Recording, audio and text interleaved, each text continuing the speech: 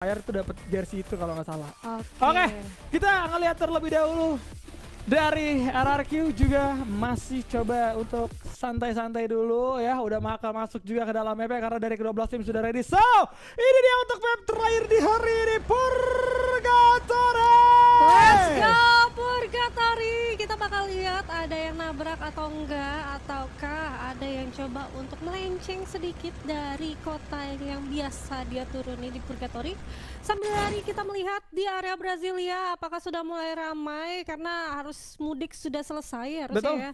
Seharusnya udah mulai ramai, tembakan udah pasti akan diberikan, tapi ternyata Brasilianya hanya ada 2 tip. Ternyata di MT Villa di pojok-pojok kanan di atas, enggak, pojok-pojok ada Onyx, ada Genesis Dogma lagi tembak-tembakan karena dia lagi main Free Fire. Udah pasti bakal menembak. Gardu udah langsung terkena down, tapi untungnya masih bisa untuk dilakukan penyelamatan. Bakal coba langsung di revive. Ada satu bonfire juga sudah diaktifkan dan kita bakal ngelihat strategi apakah yang akan dilakukan Genesis Dogma terhadap Onyx Olympus. Yes, itu dia. Masih coba untuk saling bertempur. Gardu baru aja dibangunin tapi emang nggak bisa moving lebih jauh lagi. Mengingat Gardu nggak megang glue wall gitu kan. Dan sekarang kawan-kawan dari arah Onyx masih coba untuk bermain. Tapi why? Kali ini harus terjatuh. Nampaknya Ivo sadar bahwa mereka akan ditabrak di area mod house. Dan sekarang mereka akan memberikan pembalasan. Langsung coba dikasih juga dengan tembakan-tembakan menggunakan parafal. 1 jam sudah berlaku. Abax masih menggocek kanan kiri. Coba untuk keluar tidak ada medkit. Masih coba untuk memberikan tembakan balasan. Tapi 1 lawan 1 enggak. Menjadi 2 lawan 2 kali ini di mana Scooper berhasil mematikan satu temannya. Masih ada seorang Beyond. Coba berduel. Masih dikasih bala bantuan sama seorang Scooper. AMK juga harus kandas. Evos harus turun di posisi ke-12. Ada greget banget itu asli, ya ampun, struggle-nya si Abax kelihatan karena dia cuma memegang senjata parafal. Untungnya nggak dilakukan ending ya. Kalau misalkan ini dilakukan ending udah pasti Strom bakal pusing. Kenapa? Karena mereka harus berfokus untuk mencoba untuk ngehajar dulu atau bakal mencoba untuk melakukan reviving. Tapi untungnya nggak dilakukan ending, jadi masih ada kesempatan juga karena informasinya udah pasti masuk ya. Masuk karena posisinya udah pasti ini Abax lagi nyari. Ini clear up dulu. Dia pegang parafal doang, makanya dimajuin. Tapi itulah strategi yang cukup baik walaupun tadi Beyond sempat dilakukan reviving tapi masih belum coba untuk regroup, jaraknya terlalu dekat juga dan senjatanya lebih bagus yaitu anak-anak dari First Rider dengan senjata mini Uzi dan juga UMP. Tapi kita bakal keep dulu karena kita langsung melihat Lumbermill sudah banyak banget tembakan yang sudah diberikan. Morph 1 orang yang sudah terpulangkan. Untungnya masih ada Susana yang sudah mencoba untuk mengaktifkan 1 bonfire-nya. Tapi di sini sebenarnya kelihatan bahwa Eko belum terlalu gerasa-gerusu untuk ngeras pergerakan dari Susana. Betul. Nggak mau terburu-buru lah. Intinya mereka juga sadar bahwa mereka cukup santai dulu aja. Tapi kita bakal mengalami satu hal yang sedang tidak kita inginkan ya bersama ya. Betul. Jadi kita bakal pause terlebih dahulu untuk teman-teman santai. Ini kita sedang mengabari setiap tim bahwa ada trouble yang tidak bisa kita duga nih. Betul banget, ini emang Tapi ini nggak bisa di restart ya, Evos nggak bisa masuk lagi, nggak bisa. Nggak bisa, karena sebenarnya tadi sebelum EVOS-nya tumbang masih stabil. Setelah EVOS tumbang baru tidak stabil, tapi Betul. bukan karena itu juga ya kan. Dan nggak apa-apa, kita masih punya waktu sembari kita berbincang juga seperti apa sih drop zone mungkin di area Purgatory. Sebenarnya yang pertama First Rider memang untuk kesekian kalinya menabrak ke area Modpost. Ya. Sedangkan anak-anak dari Onyx Olympus bergeser sedikit dari positioning mereka karena mungkin mereka sadar mereka butuh namanya poin eliminasi, poin tambahan untuk di leaderboard hari ketiga. Makanya mereka coba untuk turun sedikit dari arah MT Villa dan coba untuk menggeser pergerakan dari Genesis Dogma. Iya, itu tadi di sekitaran Quarry ya, karena ngejar Blue Zone juga. Onyx kan dari kemarin pakai strategi yang coba lo ngelut banyak terus sampai late game gak usah tempur gitu kan. Iya, di MT Mereka Villa ya. pengennya kayak gitu tuh Onyx dari kemarin karena di hari pertama udah gagal. Di hari pertama ditabrak mulu tuh main kayak gitu. Hari kedua coba untuk ganti strategi dengan main safe dan hari ketiga juga hal yang sama coba dilakukan. Dan Blue Zone menjadi hal yang bagus banget karena kenapa? Dia ada di Quarry, itu area pojok banget. Kalau Blue Zone didapetin secara full sama Onyx, jelas keluar dari Blue Zone Onyx udah kaya raya tuh. Dan Pasti. masalahnya adalah ternyata Genesis Dogma juga berpikir hal yang sama, turun di sekitar rumah mereka juga bermain di MT Villa ya kan. MT Villa dan sekitarnya ada Quarry juga di sana. Artinya ya udah Genesis Dogma berpikiran sekalian aja udah turun di Quarry karena ini ada Blue Zone.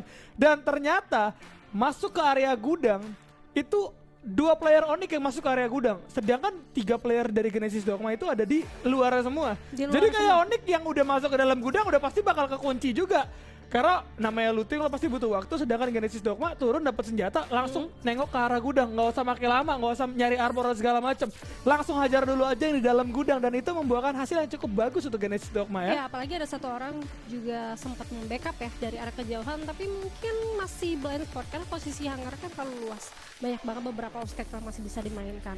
Tadi ada kewalahan juga karena Gardu baru di revive, terus harus terkena knockdown untuk kesekian kalinya, kedua kalinya. Jadi emang udah terpincang nih posisi dari Onyx. Tapi gue masih belum melihat sampai detik sampai kita berpindah tadi ke area motos, apakah Onyx ini masih aman dengan personil yang masih utuh dengan 3 orang, ataukah memang udah terpincang, ataukah mereka kalau misalkan mau coba untuk menarik area MT Villa kayaknya terlalu beresiko. Yang pertama jauh, dan itu kita tahu tanjakan-tanjakan di arah MT Villa udah pasti enak banget posisinya kalau misalkan harus dibaca sama sang lawan, itu anak-anak dari Genesis Dogma. Oh my god, makanya nih ini dari Jogja yang tadi udah di spill ya sama kita bajunya, baju dari Jogja. Udah Jaja ngasih tahu nih, dari ala 4G. 4G, Iya. yoi. Nanti tahun 2016 kalau nggak salah ini jersey jadi. Gue penasaran sama di belakang tuh siapa ya, Mantet, tapi Mantet nggak gitu. Kan baju dunia games kan. Baju dunia games, bisaan ya Baju Jogja ya. DK1 Gaming kalau nggak salah ini. Keren, mantap, keren banget Jojo. Aduh. Dulu ya lah 4G LTE gokil memang ya. Gokil. Ini bukan kita ya yang nunjukin produsernya ya, bukan saya. Jadi tolong jangan domelin saya kalau ada apa-apa. Dan ini kita kembali lagi ke anak-anak Genesis Dogma ya, yang mempunyai banyak sekali piala. Yang pertama itu piala dari FFML Ya, ada. season berapa? Aduh, gue nggak tahu lagi, bukan gue casternya Tuh, soalnya. ada piala Presiden. Pemkot juga Oh, ya, piala- Pemkot ya, Piala pemerintah Pemkot, daerah kota ya. Oke. Dan juga ada piala puskesmas kalau nggak salah itu tuh yang Piala kecil. paduan suara. Itu yang kecil Nggak tuh. boleh gitu, Bay. Ya elah, lu kagak punya di rumah, nggak Iya boleh. emang nggak punya. Ini dia Emang. juara-juara offline. Sorry guys, juara-juara ini offline. Bayu emang rada sedikit iri hati, dengki ya. Dan ini siapa kalau boleh bicara? Ini Bigetron. Oh, Bigetron. oke, Ini dia dari teman-teman victim itu Bigetron. belakangnya. Bigetron Oh, ya iya. ini. Udah kayaknya diambil alih. Kayaknya emang diambil alih. Oh, diakuisisi. Timnya udah nggak ada. Aduh ya ampun. Kayaknya jadi- Sun bakal ada deh. Jadi nanti dijual tim. apa yang bisa dijual itu kayaknya diambil sama Bigetron Ini ya. nanti ada lagi deh Sun, mungkin satu Ya. tim yang main di sini.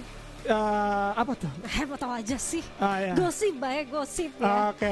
Oh iya, satu Bang. Iya Bang. Nih, Jars ini tim yang gue prediksi bakal dapetin Ada Abu ya itu. bukan. Oh, Dandi. Mirip ya, mirip. Kenapa sama jadi Abu. abang? Mirip, tadi mirip. Kan Berasa tetangga kayaknya. enggak dong. Iya. Abu kan di Dewa. Iya maksud gue kayak tetangga tiba-tiba datang abu ke iya gaya juga. itu. Nah ini ya gitu dong, Mbak. Gitu dong, Bion berdoa. Ya elah. Doa yang benar. Udah tusun, pusing pala em gue tusun. Iya. Nyesel botak. Iya. Ya elah, tapi nggak apa-apa. Nih walaupun mereka udah tusun ya mereka tuh nggak langsung tinggalin gitu aja ya. Mereka Masih tuh tetap menyimak. masih tetap lihat tim-tim lain karena itu berguna banget buat mereka di hari esok. Gue yakin banget ini area ruangan GH Legalot dan kawan-kawan nih dingin banget. Ah, kata siapa? Tidak ada kehangatan antara mereka. Nggak kan emang Tidak ada perbincangan hangat, Bay. emang Iya. kan di situ ada legal soalnya. Kalau kemarin kan masih Iya. dempetan Wing sama Razor. Ini Enggak, gini.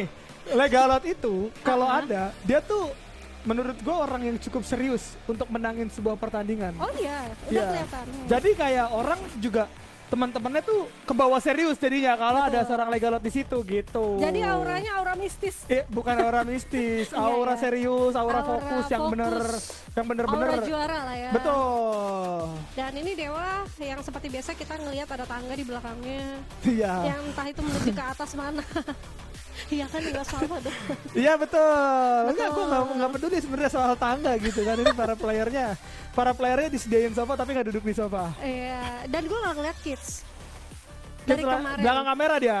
Dia emang kerjanya ngurusin sinyal sama kamera. Tapi Kalau dia view-nya jelek, main.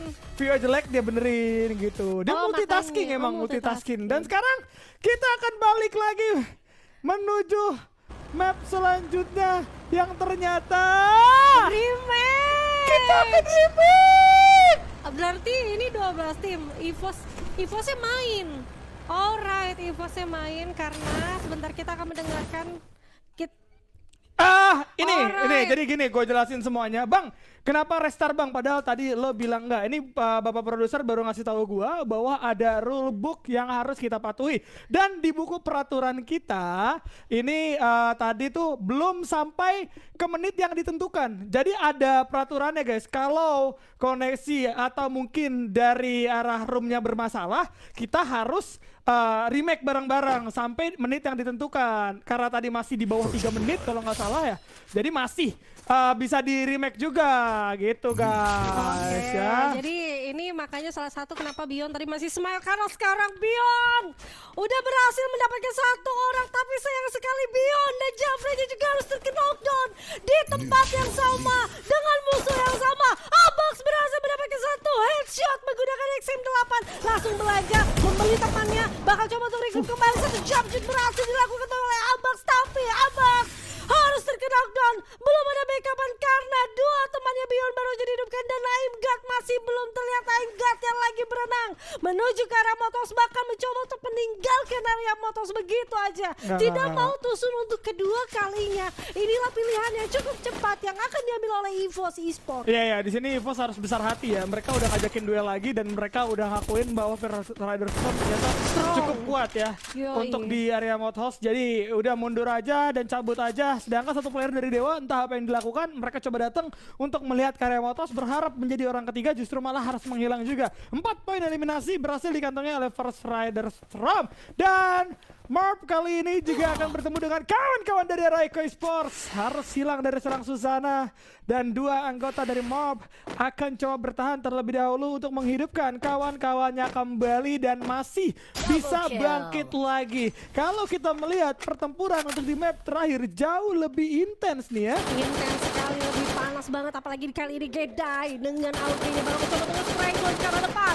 Bigatron Talos berhasil untuk di knockdown. Apakah langsung coba untuk dilakukan ending? Karena di sisi sebelah kanan yang masih ada Swap yang harusnya sudah mencoba untuk memegang senjata, benar saja berhasil untuk menumbang 1 orang dari Gedai dan langsung ditukar 1 nyawa 1 orang kali ini, di mana Ray mencoba untuk mendekat arah dari Swap, tapi Bara harus terkena knockdown. Sayang sekali, gak apa-apa, masih ada 1 tapping yang cukup baik dari Ray dengan chip 3 shotgunnya berhasil membungkam 1 orang dari Bigatron. Sus berhasil untuk melakukan reviving ke arah Bara, Bayu. Betul, ini 5 poin eliminasi berhasil mereka kantongi. Kawan-kawan dari arah Ses langsung cukup nyayur karena tadi mereka langsung disambangi dalam keadaan tim lawan juga tidak siap gitu kan. Dan kawan-kawan dari Ses mereka coba menguasai Brasilia dengan cukup santai, cukup slow dan tidak perlu kontes terhadap siapapun. Tapi Bigatron Delta sudah dipastikan akan tumbang juga di posisi ke-12 dan tidak akan bisa bertahan. Maal coba untuk mendapatkan pundi-pundi poin eliminasi. 2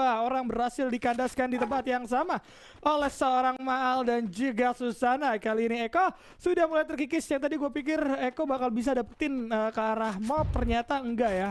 Walaupun udah dipangin 2 tapi Morp mampu untuk melakukan repositioning kembali. Aduh, Maal ketemu sama seorang Kiba, udah terkena setengah darah menghilang. 1 jam coba dilakukan, bakal menggunakan medkit terlebih dahulu. Santai dulu kasih dan langsung coba dilawan, dibalikin gitu aja sama seorang Maal. Tapi sayang masih belum bisa. Maal juga harus tumbang pada akhirnya. Kiba kali ini berada di tengah-tengah para player dari Morp yang mana kalau melihat Susana sudah melihat seorang Kiba coba untuk ditatakin gebek dan Kiba harus menghilang begitu saja kali ini. Ya, karena sendirian nggak bisa berbuat banyak walaupun berhasil untuk melakukan 1 orang poin eliminasi atas 1 orang dari Mal tadi. Tapi akhirnya Mal masih bisa untuk dilakukan reviving dan sekarang tugas dari anak-anak Eko Esports bakal coba untuk melakukan reviving terhadap Kiba yang notabene sendirian di arah Lumbermill. Oke, nggak apa-apa, seenggaknya kelihatan ini Koja menuju ke arah Eko nih. Wah, Koja tahu dong di mana rumah atau tempat di mantannya berada di area Purgatory, udah pasti di sentral. Apakah akan langsung dimasukin begitu aja area sentralnya, karena udah pasti di sana ada 1 sinyal Revival Spot udah dipakai oleh Joel. Apalagi kali ini Joel berhasil untuk mencoba tunggu spray karena Koja langsung turun begitu aja. Glue sudah dikeluarin. Coba siapa menggunakan senjata jarak dekatnya, tapi akan beradu duel dengan Joel kali ini. Joel memegang senjata shotgun, masih mencoba untuk digocek. Ada satu glue yang langsung terpop up. Ada satu yang juga langsung diaktifkan, bahkan digocek kembali dan Koja berhasil mendapatkan satu orang dari Joel. Langsung dipanis begitu cepat. Kali ini bala bantuan udah cukup telat, nampaknya satu orang bahkan mencoba untuk menataki, tapi satu persatu malah absen. Anak-anak dari Eko Esport harus kedatangan sang mantan. 2 personil dari Eko, bahkan 3 sudah didapatkan oleh Morp Esport. Waduh nih Koja ya, pengalaman gak akan bohong ya, sadar betul akan pengalaman yang dimilikinya, berhasil untuk mendapatkan 2 poin eliminasi sekaligus. Smurf kali ini 5 poin eliminasi. Nampaknya menjadi hal yang bagus karena mereka itu main di pinggiran tapi bisa dapat 5 poin eliminasi gitu kan. Sedangkan EVOS harus sadar bahwa mereka dalam keadaan sedang tidak baik-baik saja dan mereka masih butuh poin. Artinya sekarang mereka juga bakal coba untuk bermain safe terlebih dahulu, di mana Beyond kalau kita perhatikan masih berada di rumah Tayo. Dari segi medkit, Klual juga masih cukup mumpuni untuk bertahan. Nggak jauh dari seorang Beyond, masih ada revival spot untuk di area crossroad masih belum digunakan, jadi masih bisa untuk dimaksimalkan juga nantinya. Namun maaf melihat karena satu orang kali ini player yang tersisa dari area Eko Sport langsung coba dihujani peluru dan langsung coba dihajar habis-habisan, namun masih coba untuk melarikan diri dan menghindari pertempuran sebisa mungkin. Malah akan turun dan menyambut begitu saja, tapi dari seorang Shell, waduh itu ada mobil terbang tadi itu ya, lewat gitu aja saya kaget, namun ternyata pada akhirnya dijepit sama 2 orang. Apakah bisa kali ini dari seorang Shell untuk bertahan? Karena kalau kita perhatikan, Susana udah mulai menempel, tembakan sudah dilakukan, masih coba untuk bergonjong terlebih dahulu dan ternyata Susana yang harus tumbang, namun pada akhirnya ada seorang ambot juga. Dari jarak jauh ya. Aduh Eko ini memang ngejar sang mantan boleh-boleh aja, tapi coba objektif dulu deh ya. Ini agak terlalu beresiko banget kalau misalkan harus ngejar sampai ke pojok begini. Emang sih niatnya balas dendam, tapi ingat juga Eko tadi udah kehilangan 2 personilnya dan 2 orang mencoba untuk melakukan pengejaran yang dimana harusnya Morp itu masih cukup banyak jumlah dari player yang masih hidup. Tapi nggak apa-apa, kita masih berfokus juga kepada satu yang dimana Beyond dan juga AMG yang masih tersisa, tapi AMG tak harus berhadapan dengan tim dari RRQ yang dimana kali ini rumah nelayan sudah bakal langsung dihuni begitu aja. Di sini AMG sebenarnya lootingannya udah cukup oke. Ada V4, helm cukup kuat juga dengan senjata 1 M4AI-nya, tapi dengan chip 3-nya, tapi dengan jumlah yang masih minim 1 versus 4. Kalau akan berhadapan sama RRQ akan possible juga. Dan sekarang kita berfokus dulu ke arah campsite. Ada Dewa United yang nampaknya sudah mencoba untuk memparkirkan 1 mobilnya, tapi biru di sini bakal mencoba untuk menggedor, mengurung dirinya dengan 1 bonfire diaktifkan. Di sisi lain juga Lozi berhasil terkena knockdown. 2 personil yang tersisa, 1 orang sudah terkena knockdown dari Almost Crazy. Virus bakal mencoba untuk melakukan ending, Kids bakal mencoba untuk melakukan lootingan dan langsung melakukan reviving. Oke, kita bakal ngelihat 1 orang yang tersisa dari First Raider. Mau nggak mau cabut begitu aja karena udah cukup rugi nih posisinya. Udah ada mendekati 1 finding machine, 600 koin digunakan, 1 orang berhasil dihidupkan dan bakal reset kembali dari First Raider. Astaga, reset ulang ya. Coba untuk main santai, jangan terburu-buru First Rider, dan masih coba untuk nurunin temponya terlebih dahulu. Dan kalau kita perhatikan, kawan-kawan dari JRC bakal coba untuk memantau terlebih dahulu terhadap teman-teman dari Onyx yang nyatanya Onyx kali ini masih coba untuk bertahan terlebih dahulu. Namun kalau kita perhatikan dari seorang Lim akan coba untuk mengintai karena seorang Zexia coba ditatakin. RGS bakal coba dibuka.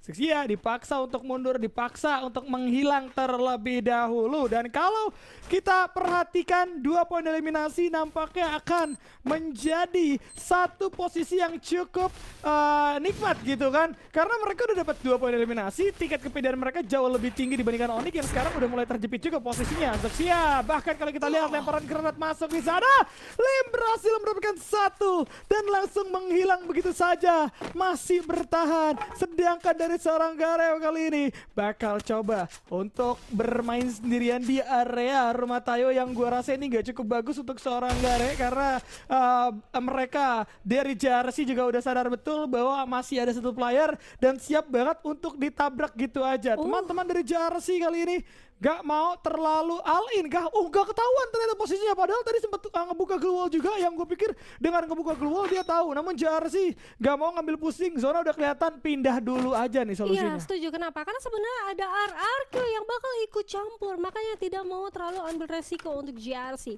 Ini keputusan yang bijak ya menurut aku ya. Kenapa? Karena mereka tuh coba untuk rise up, coba untuk meninggalkan 1 poin eliminasi. Nggak cukup cuan, dapetin at least dapat 1 orang yang tersisa dari Onyx, tapi harus berhadapan sama RRQ yang notabene berada di atas dan dapetin zona nyaman ya. Ya udah, objektif aja zona dulu karena udah mulai sakit. Onyx Olympus juga akan pulang di tangan I'm God ternyata. Tapi posisi dari EVOS kali ini udah mulai utuh kembali walaupun Beyond harus terkena knockdown.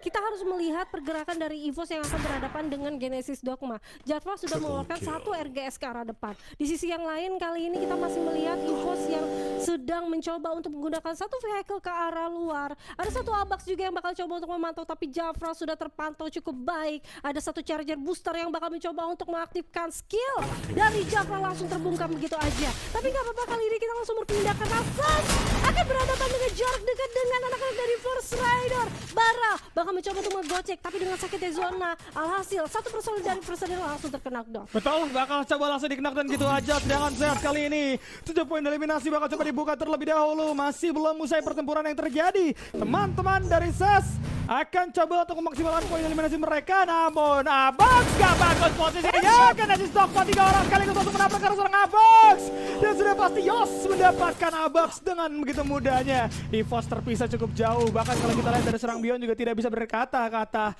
I'm God berada di luar zona, 7 medkit, 7 glue wall, tapi nampaknya zero kesempatan untuk bisa membangkitkan teman-temannya kembali, mengingat ini udah masuk ke dalam zona keempat dan segera mengecil terus-menerus Timbun ya. Pastinya ini kesempatan yang menggunakan mobil sambil mencoba untuk melakukan medkit dulu. Tapi perlu diingat, ini posisinya I'm God harus bermain dengan jarak yang jauh, karena dengan senjata yang dia pegang harus mencoba untuk mengambil angle yang cukup baik. Tapi di sisi yang berbeda kali ini ada 1 jembatan yang sudah dikuasain oleh 1 tim, yaitu First Rider Storm, dari mana mereka sudah mencoba untuk mengklaim jalan dari ujung jembatan tersebut. Tapi di sisi bawah masih ada Genesis Dogma dengan sakitnya zona, udah langsung ditatak 1 persatu juga dari bawah. Masih ada Sos yang berhasil untuk mendapatkan 2 orang First Rider langsung dibungkam. Dia ke-9 di tangan Sos dengan 11 poin eliminasi.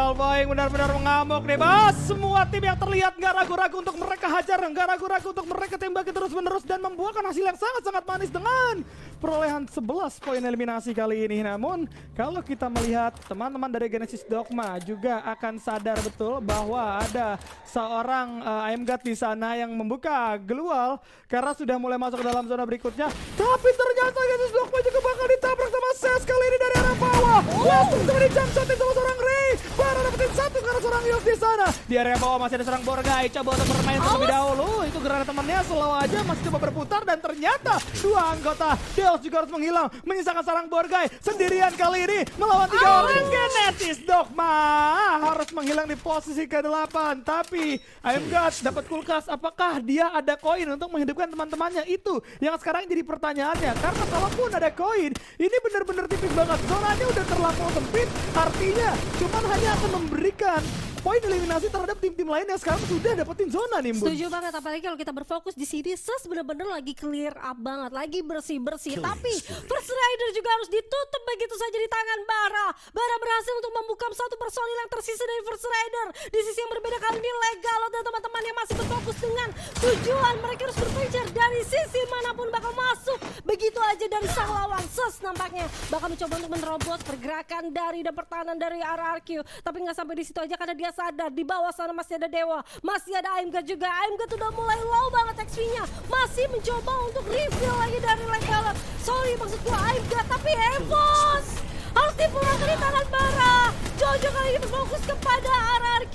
Dia sadar banget bahwa RRQ masih utuh dan kesempatannya kecil karena zonanya benar-benar terpental di Bayu. Oke, mau coba untuk dihajar sama seorang Ray. Masih tenang terlebih dahulu. 4 anggota dari arah Ses, namun Marv juga harus tumbang di posisi yang kelima. 1 tembakan membuahkan hasil, mendapatkan 2 anggota bahkan dari RRQ, di mana ada seorang Legalot. Kazu Riser juga harus tumbang. Kali ini menyisakan 2 anggota saja dari RRQ, yaitu Wings dan juga Abai yang terpaksa mundur. Namun Abai akan berani untuk bermain secara agresif. Jarsha Prodet di sisi lain juga diganggu oleh Ses dan ditumbangkan di posisi keempat. 2 anggota yang tersisa dari RRQ masih bertahan kali ini melawan 3 anggota dari SES. 20 poin eliminasi masih belum cukup nampaknya. SES masih pengen kill, masih haus akan kill. Coba ditabrak dari serang Abai dan pastinya harus tumbang Bara yang harus terjatuh, nggak masalah, masih bisa dipakai kembali. Tapi itu RGS dari seorang Kid benar-benar mengganggu. Bahkan SES harus dirasakan dulu jadi peluru secara bersamaan. SES Abai harus tumbang di posisi yang ketiga dan Dewa United yang justru plot twist mendapatkan Boya. Wow, Kids mekaniknya boleh dia jebol. Kenapa? Walaupun posisinya dia tuh dapetin setengah high ground di pojokan, tapi dia tuh sudah coba untuk mencet RGS-nya tuh terlebih lama banget. Dia tinggal nunggu momentum aja. Oke, sabar nih. Belum deket nih, belum nih.